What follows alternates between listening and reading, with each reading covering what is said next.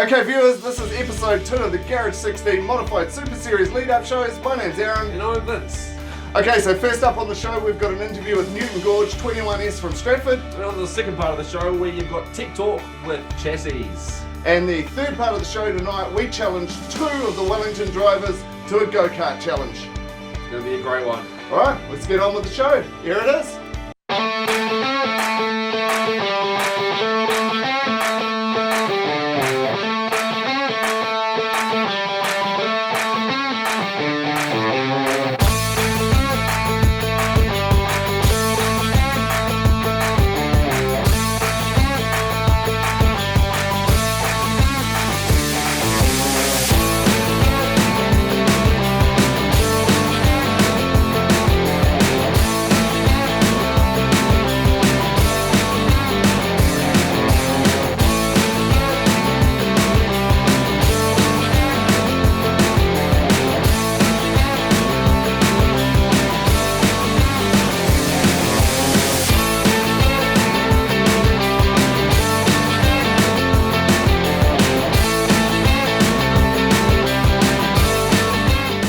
Part of the show, we travelled all the way to Stratford to see our Modified Super Series driver Newton Gorge driving 21S, and man, he was full of knowledge and it was a great interview, wasn't it, Aaron? Absolutely, it was a really good interview. Newton's been involved in Speedway over the last 30 or 40 years, so he had a heck of a lot of history to show us, a heck of a lot of stories, but we'll leave it for you to the viewers to check out. Here's the interview.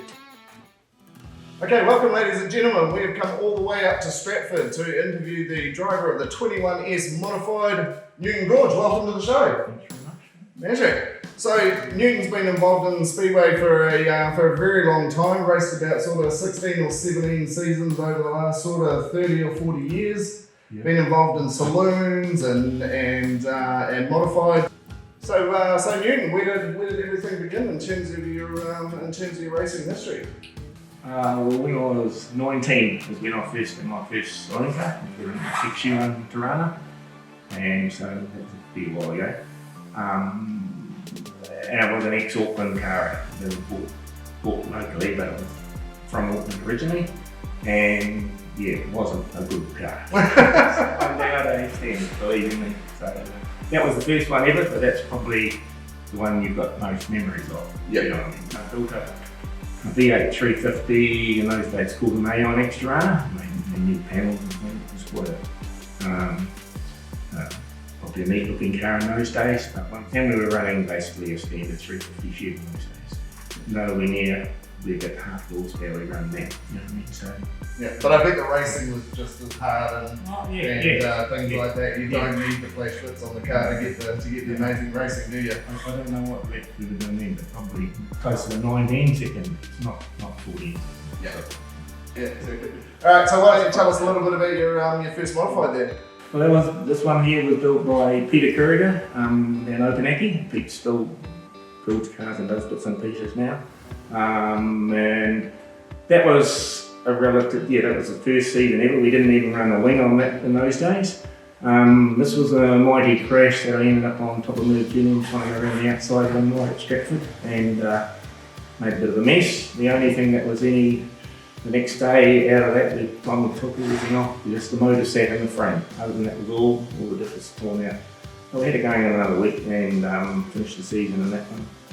And then this here was the next season that car came out with a different body. In those days we could run convertibles, but they banded all that in the end, like a lot of things over the years. Probably in this day, the rule book was probably a quarter of the amount that it is now. It's really, the rules have been tightened up as in most aspects, especially in the body panels, the body shapes, the aerodynamics. There's no aerodynamic devices, where in this day it was very, very wide open, and we were only just getting into that then, and it's certainly changed. Can you hazard a guess as to why the rulebook has got so much more thick?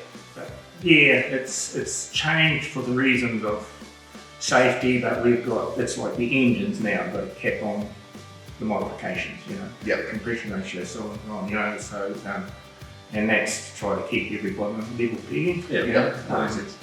And to try to keep the budget realistic. Yeah. So, you know. And this particular day here, the technology was not there to be had. Like now, when you're on the internet, you can talk. Most of the guys know how they should be set up and why they should be set up, and tyre stagger and weights and shocks and all that. Pretty well, the knowledge is out there now. In those days, it definitely wasn't. Yeah, but you would give things a go, because looking at that's one hell of a wing.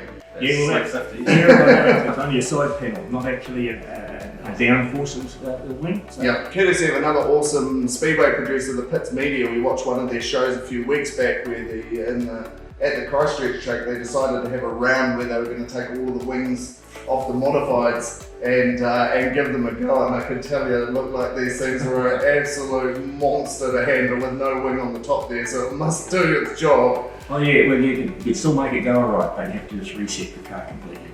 But just to take it off and go out there, I wouldn't like that.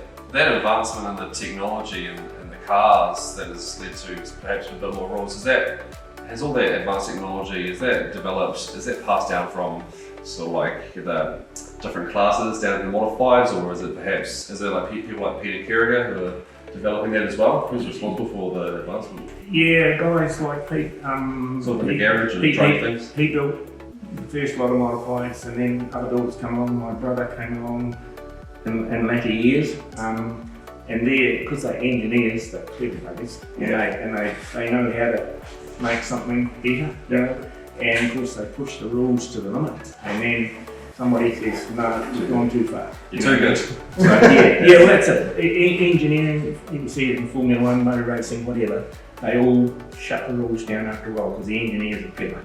And then they think of something else and they push it. So that's why now the book is. So Newton, you said you're not an engineer by trade. So what's your? Yeah, I was a joiner, which is woodworker, and I started at 15 from my boss and worked for 8 years, I think. But I started self-employed when I was 25 for 35 years. All that time making joinery, kitchens, and that sort of thing. So like I say, a dumb woodworker, not an engineer. Very careful because this guy's a builder. Although ironically, even though we build big buildings and also create all of these things, I quite often refer to myself as just a dumb builder as well. So I guess it's the typical Kiwi talk yourself down a little bit. I think you're quite accurate though when you call yourself that. I thank you very much. It's always good to know that I'm just going to get foolhardy support from my offsider here, but it actually doesn't matter because I wouldn't want it any other way. We can't be too precious about these sorts of things. So bring it on, buddy, any time. Fair enough. I'd rather concentrate on Newton if that's okay with you. Now it's okay to concentrate on Newton instead of just ribbing me. Alright, we'll just pick our times. Brilliant. Thank you very much. On to the next thing, viewers. Great. And your chassis for your car is who builds your chassis? It's Murray Gorge, my brother. Yeah. He built this one and another one from Jacko, John Dixon. Oh yeah? And they're sister cars, they built at exactly the same time, with the same frames and everything. So you had a previous accident with the Slick 50 car here. Yeah. You want to tell us a little bit about that? The before, during and after would be great because it's a hell of a story. Yeah, well this one here was a left side swung car where the motor was on the left hand side. Was new, we never got it to work really as much as how we wanted to do it. But anyway, it was in Waikato Park, I think it was in North Island Champs. And came into turn 3 I think. And in those days a guy called Ray Jones was in front of me and I was going to go around the outside and I hooked the left front over his right rear and we toppled over many times and that's what was the left overcome of it. I woke up and being dragged out and the ceiling was wobbling in the pits. And I went up straight away and I ended up flaking out again until they held me down and said, "He just told me where it was." So we got out of that alright, but it was more wounded pride. Do you remember much of the actual crash itself? Or is it sort of like a blank from? No, when I woke up I was sitting in the car and one of the local guy from here who was a steward picked up one of my lenses and my glasses and just picked it up and it flew out I think the whole thing must have, but you're just, apparently that when you go that fast, your brain got to take a while to catch up. Yeah. So he came over, picked up the glasses and was like, that was awesome. Oh, leans and said, There's at least 7 rolls. But that's just, that's all part of it, you know, we have our good runs and bad runs. Okay, so we obviously have the 3-race Modified Super Series coming up in Wellington. Newton's going to be a key part of that. How do you think you're going to go in this series? Well, I hope we're right. Yeah, hopefully we've got a competitive package and I hope to be competitive. Might be old, but I'm still going to have a good go at it. Absolutely. So you know who the other drivers are. There's 14 other people that's going to be on the track. Yeah. Who do you reckon is going to be battling you for first place? I'd say everybody's battling everybody. I don't put anybody out front. Although you've got to say the locals have always got an advantage. You know what I mean? Yeah. Well, viewers, definitely keep your eye out for 21S Newton Gorge during the Modified Super Series. As viewers, you're going to support certain drivers that you like. Now know a little bit about Newton. Thank you very, very much for giving up your time, coming onto the show. It really, really means a lot. We're kind of hoping the series is going to help grow the class a little bit. And an input from legends in the sport yourself really, really, really help things. So thanks very much. Okie dokie, so we really enjoyed that interview with Newton. Thank you so much for having us at your place. But on with the next part of the show. What do we got, Vince? Well, the next part of the show, as you may remember from last week, is Tech Talk! That's right. So what are we talking about this week? Okay, viewers, we went all the way to Christchurch and caught up with John Lovelady from Lovelady Racecars. And John took us through what it takes to make a modified chassis and also to talk to us a little bit on the subject of engineering cars and speedway in general. Now, John's been around for a long time, not just modifieds, but all across the speedway classes. And he showed us not only what it takes to make a great chassis, but what it takes to make a great car. But we're just going to focus on the chassis because there's a lot of information and we don't want to overwhelm you as much as we were perhaps overwhelmed ourselves as amateurs. Yeah, absolutely. I tell you what, the learning curve though, it's really, really cool. And the whole objective of this is by the time we get round to the Modified Super Series, not just us, but our viewers as well, are going to know a heck of a lot more about why these guys are racing and how it comes about. And we just really, really appreciate all of these people in the Speedway family letting us into their world and showing us a little bit about what they do. So back to chassis. Yeah, back to chassis without further ado.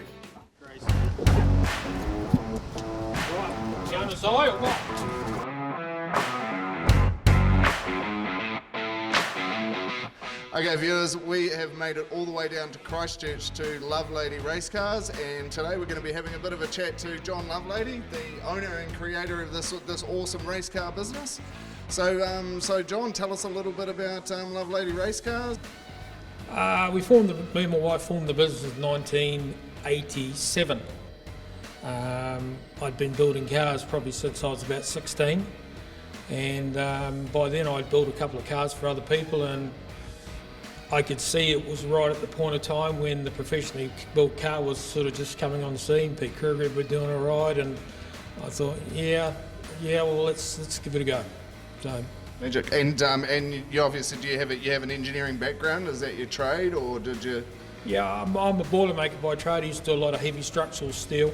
I'm actually from Adelaide, and we came to New Zealand in 1976, and my dad did a lot of work at Huntly Power Station. He's a design draftsman. And so, sort of carried on down that line as far as engineering was concerned. I've always been a bit creative, and I thought I could build a car, and sure enough I could.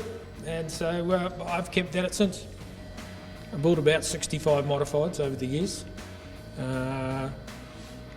But just of late, I've probably been building more of the saloon and super saloon stuff. So the two Christchurch drivers that are in the Modified Series, Steve Sinclair and Dan Ray, have had a hand in building their cars, obviously?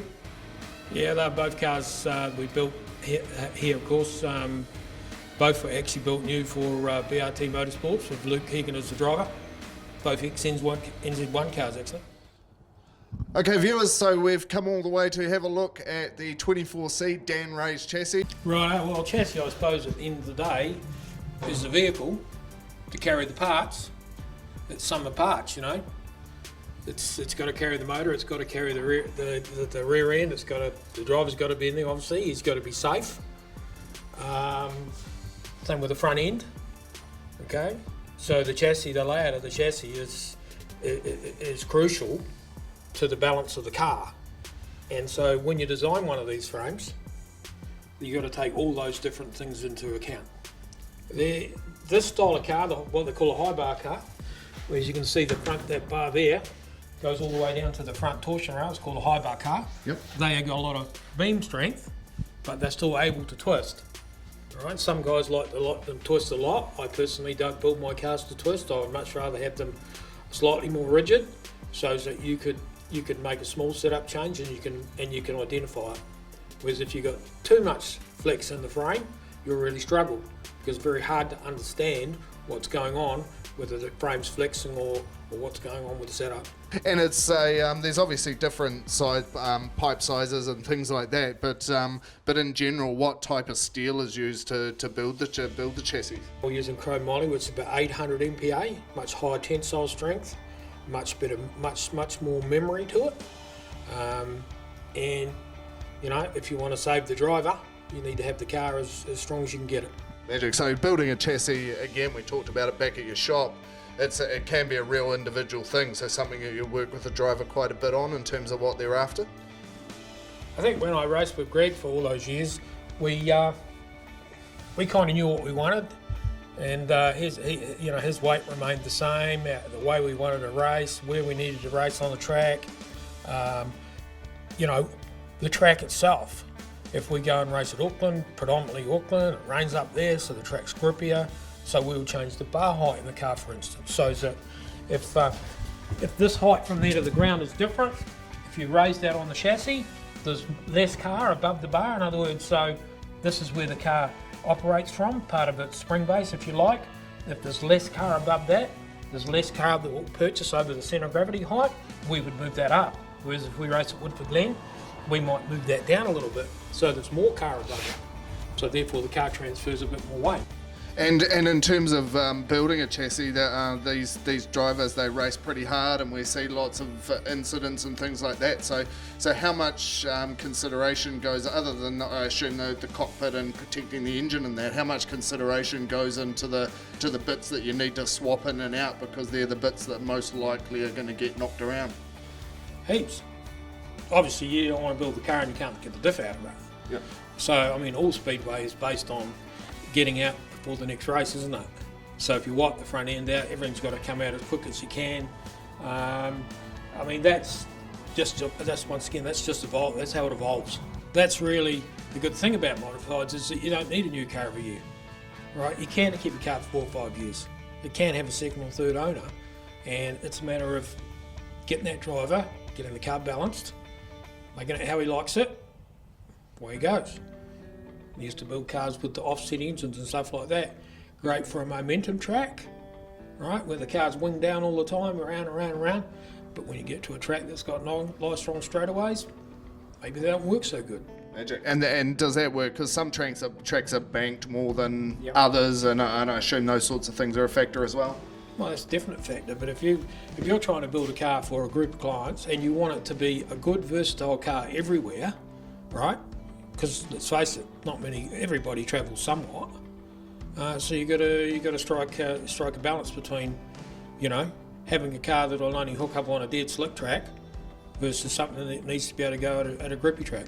And Lovelady's been building chassis for quite a long time. Is there anything, without giving away all your secrets or anything like that, is there anything that's specifically unique about a Lovelady chassis, or a reason why your customers keep coming back to you in terms of getting these things built? Or I just think we try to have good quality engineering, pay attention. I am interested. All the guys will tell you, I go to the track, I watch what they're doing, I ask them, I help them, I'm genuinely interested about it. It's not just about taking their money. At the end of the day, we tried to build, we keep a little bit of area, a fair bit of area on the back of the car, because as the car goes into the corner, there'll be pressure on that back guard, and we'll be trying to keep the car square. Okay, and we go down the road in your car at 40 mile an hour and see how long you can hold the door open. You can imagine there is some force there. Yep. Right? Even though we've got most of it will be on the wing. Yep. But it still helps. And it also gives the car some purchase over the back end. There's some weight, there's some although it's probably drag, there's a drag on the spoiler, but it'll help the car late in the night. You'll get some air on the back of that spoiler, and you'll gain rear weight, downforce. Absolutely. Right? Well, the wings, the rear wings are everything, of course. But they are the biggest factor in the setup of these cars, is to get the wings, get the car to speed so you can get the wing working. Yep. And once you've got the wing working, you've doubled the weight of the car basically. And that became something that we started to interface the body with the wing, making sure that we started to reduce the size of the wings, roofs down, and move the wings forward and potentially up a fraction to get better air underneath. Originally, when we built the cars, sometimes they were sucking the roof up under the wing, onto the bottom of the wing, which then you lost all because it just buggered the flow completely. I mean, there's a lot of engineering principles that go into it, and I think that's really what you'd be guided by when you build the cars. You know, you don't want to go too crazy, you don't want to make them too light, but you don't want to make them too heavy either. And you can't sacrifice the safety of the driver. So that to me is what that piece there is all about. And the rest of it, either end, that's where you can make your variations. The driver's got to be comfortable, it's got to have the headroom. And then what happens with the rear suspension is the variations between drivers and tracks, how you like to run the car. Yep. There's, there is a lot of variations and they're quite simple, but they do make a difference if you put them all together and you have a plan to make all those changes. Alright, so thanks again to John from Lovelady Racecars for having us down there. We learned heaps. Hopefully you guys learned heaps. If you've got any extra questions or queries for us, or that we could send to John, things that we might not have answered, you just write into the show, let us know, and we'll get those questions answered. We've got heaps to answer from the last episode. The letters have been pouring in, and the first one was, who is that sexy guy on the right? Well, Mum, it's your son, Vince. Alright, moving on to segment 3, but I'm going to leave it to the man that organised it all. Vince, tell us a little bit about what's coming up next, mate. Well, we saw that Aaron had such a great time in the modifieds last weekend that I thought, why not get on the track myself? But of course, it's a bit lonely out on the track by myself, so I, unlike Aaron, decided to get some mates along. So what we did was got a couple of the Wellington modified drivers that are going to be in the series and challenged them to a little go-kart race. Okay, so we made our way down to Daytona Karts in Seaview in Wellington, and we did have to set a couple of rules, right, mate? That's right, for the driver's safety. We did have to set a few rules because we are pretty hardcore. The first rule of the 3 rules was no contact. The second rule of the 3, no contacts. The third rule of the 3, no contacts. And the fourth rule, because I don't live by rules and I don't care about counting, is the first across the line By any means. wins. Let's take it away.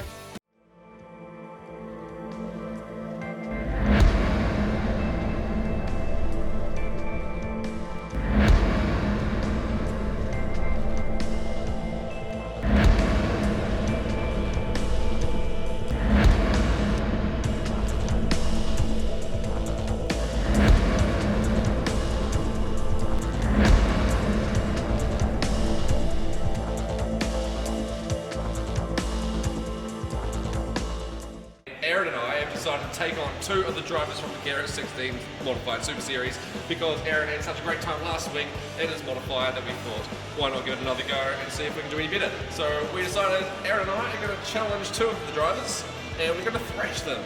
So who have we got here? This guy, Dean Owens, driving 23W, and we've got Damon Smith, 81W. So it's going to be myself and Aaron.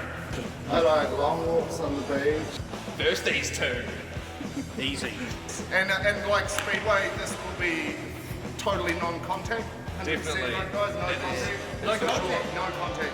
You definitely won't see any. These things got bars around there, mate. But at the end of the day, well, okay. Well, no contact. No contact. No contact. No contact. Accidents happen. Yeah. Vince, no contact. I won't contact with you.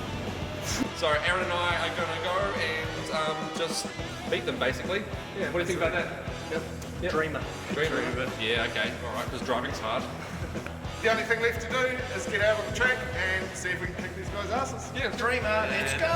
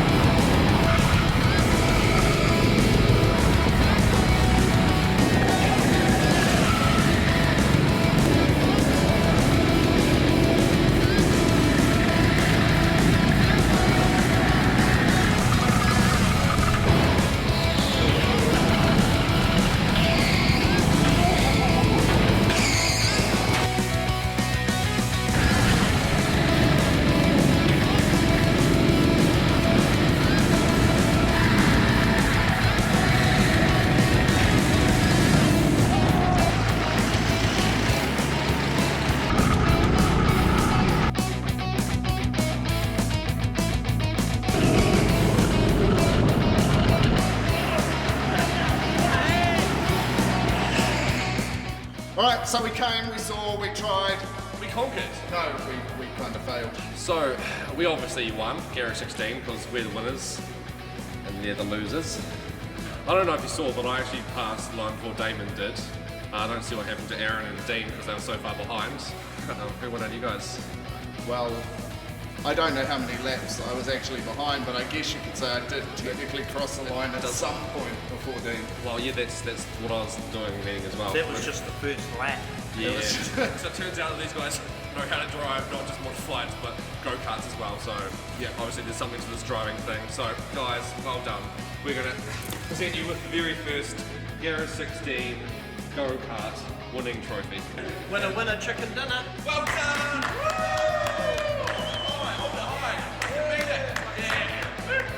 Like thank sponsors. Yeah. Garage 16, you rock! Been paid to say that.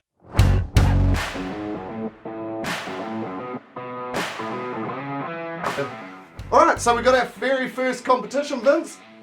Very exciting stuff. Our merchandise line is very close to being available, but we have some things that are already here that we can give away. The first thing is our Modified Super Series beanie. So keep an eye out for that one. Second that we are also giving away with the beanie is our Modified Super Series t-shirt. There we go. Now, we've already had some people asking where and when will these be available. Keep an eye out on our website. There is a special tag up the top just for merchandise. Should be available in about 2 or 3 weeks, Aaron. Magic. So the person that wins this competition, you're going to be the very first to have this merchandise? Very first indeed, but how do they enter? Okay, all you got to do is just subscribe to our channel. What about those that have already subscribed? You're automatically in. Yeah, you're automatically in as well. So we've got a list of everyone's names that have subscribed. They're all going to go into a hat. We're going to pull that out and we're going to announce the winner on episode number 3. Keep an eye out for it. Okay, so that has been episode number 2. I am Aaron from Garage 16. And I'm Vince, also from Garage 16. We would also like to thank our amazing sponsors that you can see behind us here. Also check them out on the website. Direct links to all of those people. They're the ones that help us make this happen. Keep your eyes out for episode number 3 coming along within a couple of weeks. We'll see you there. Cheers.